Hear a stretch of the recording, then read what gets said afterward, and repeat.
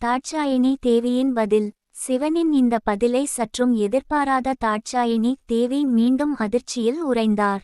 சிவன் உரைத்த வாக்குறுதி நினைவுக்கு வர என்ன சொல்வது என்று புரியாமல் நின்றார்.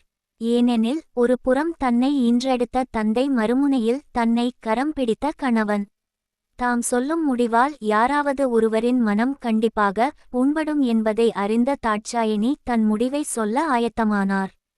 பிரஜாபதியான தட்சன் தன் மருமகனான சிவன் தன் மனைவியான தாட்சாயினி தேவியின் முடிவுக்கு உட்பட்டு நடப்பேன் என்று கூறியதில் மகிழ்ந்தார். ஏனெனில் தான் பெற்ற மகள் ஒருபோதும் தன் பேச்சை மீறமாட்டாள். எனவே எம்பெருமானான சிவபெருமானும் என்னுடைய பேச்சிற்கு கட்டுப்பட்டு நடப்பார் என மனதில் செருக்கு கொண்டார். ஆனால் அங்கு நிகழ்ந்ததோ வேறு.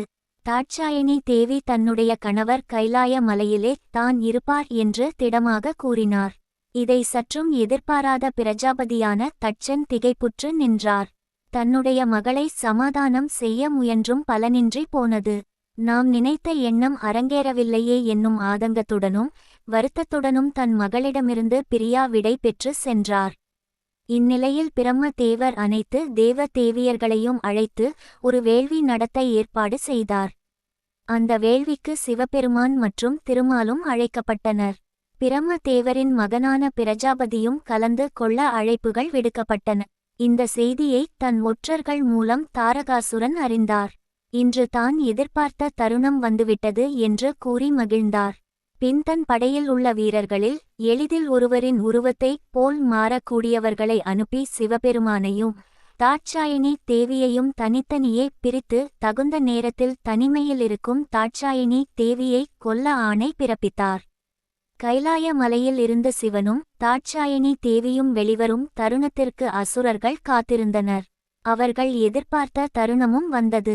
சிவனும் தாட்சாயினி தேவியும் தனிமையாக வனத்தில் இருந்த நேரத்தில் சிவனுக்கு பிடித்தவரான நந்தி வலியுடன் இருப்பது போன்ற குரல் தூரத்தில் கேட்டது.